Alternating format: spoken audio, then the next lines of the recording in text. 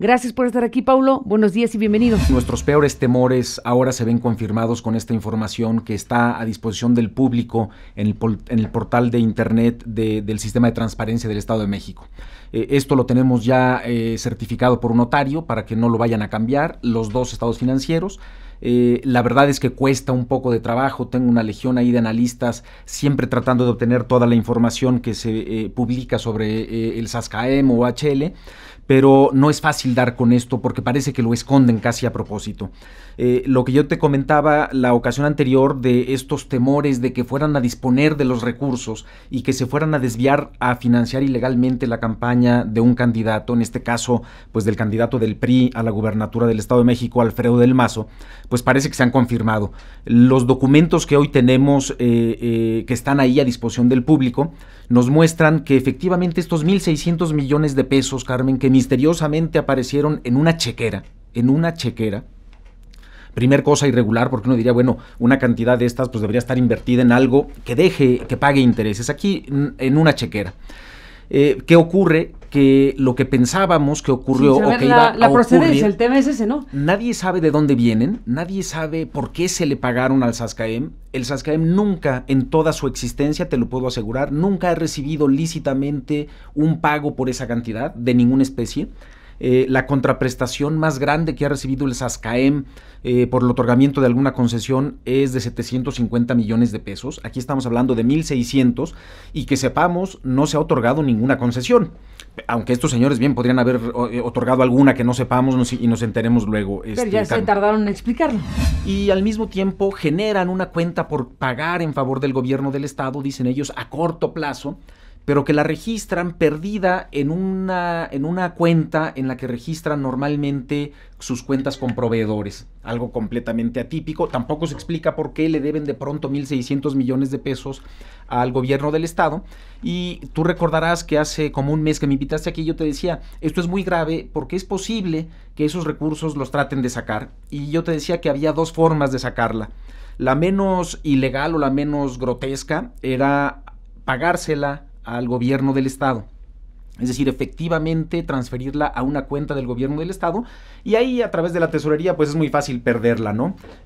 Perderla a muchas cosas, entre otras a fondear, por ejemplo, tarjetas como la efectiva, como este tipo de apoyos con los que se puede cambiar una elección, Carmen.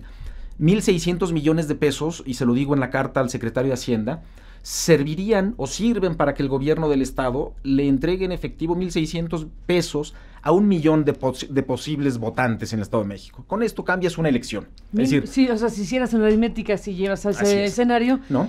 1 millón de votantes podrían recibir 1,600 pesos, que es una cantidad. Un tema suficiente para alterar por completo, no para modificar, sino para alterar por completo una elección, que es lo que hoy estamos viendo en el Estado de México, Carmen, una elección de Estado. Y por otra parte, lo que es muy claro en estos nuevos estados financieros es que esa chequera donde había 1,600 millones de pesos, ya solo tiene 550,000 pesos. Es decir, nos faltan 1,599.5 millones de pesos. ¿En dónde están? En pleno proceso electoral, Carmen, con un cuestionamiento serio que le he formulado no solo al gobernador, sino al secretario de Hacienda desde hace más de un mes y nadie explica. Pues me parece que lo que necesitamos en un primer momento es una explicación. Tú solicitaste a la Secretaría de Hacienda desde el momento en que identificaste que habían llegado a esas cuentas 1,600 millones de pesos, y ahora vuelves a solicitar al secretario de Hacienda que explique cómo han desaparecido. Sí. Es decir, ha habido solicitudes al secretario de Hacienda que no han sido respondidas hace un mes. Hace un mes, Carmen, le presenté yo un primer escrito al secretario de Hacienda. No es cualquier cosa. Pues no, y además está muy documentado el tema para que te pudiera dar una explicación. Si la hubiera, claro, ya se tardó en hacerlo. Y no solo eso, Carmen, yo no le presento la carta al secretario de Hacienda por darle lata al secretario de Hacienda. No.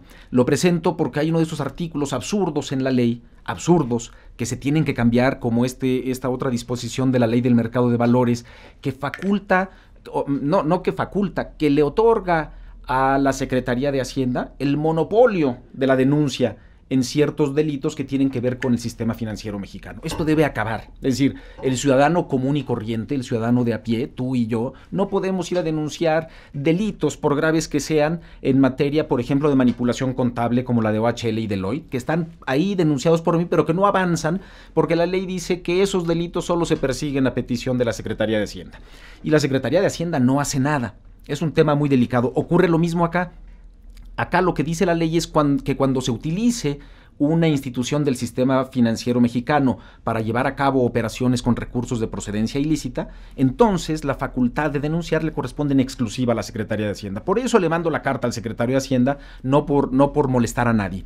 Y luego recibo una respuesta absurda, te recordarás que también la diste a conocer tú aquí, de la Unidad de Inteligencia Financiera, que emite un individuo que no pone ni siquiera su nombre, Carmen, es decir, uno de los primeros elementos, ya no te digo de validez de un oficio, sino de existencia, pues que alguien ponga el nombre. Está su firma, pero no está su nombre. O sea, una firma, Increíble. pero no sabemos quién es, ni sabemos si esa firma corresponde a quien se supone que debería firmar. Es decir, ese es el grado con el que nuestros gobernantes atienden solicitudes de esta naturaleza. Pero ese dato de que no pone su nombre, pero sí su firma, es un dato casi anecdótico comparado con la respuesta misma, que es una respuesta donde te dice que pues ellos no, Comunidad de Inteligencia Financiera, no realizan investigaciones sobre posibles delitos. No, entonces, que no tiene competencia. Que no tiene competencia. Y entonces la verdad es que estas cosas me parece una vez más que los ciudadanos no debemos permitirlas, Carmen. No es una respuesta que me dieron a mí, esa es la forma en la que estos señores, nuestros gobernantes, nos tratan como mexicanos. Y no debemos permitirlo, porque en la medida que lo permitamos nos van a seguir tratando así. Debemos exigir que nos rindan cuentas y debemos hacer todo lo que esté a nuestro alcance para exigir. Espero que el secretario de Hacienda, José Antonio Meade, pues atienda el mensaje. Si no le llegó la copia de la Unidad de Inteligencia Financiera, pues que ya haya enterado de otra manera.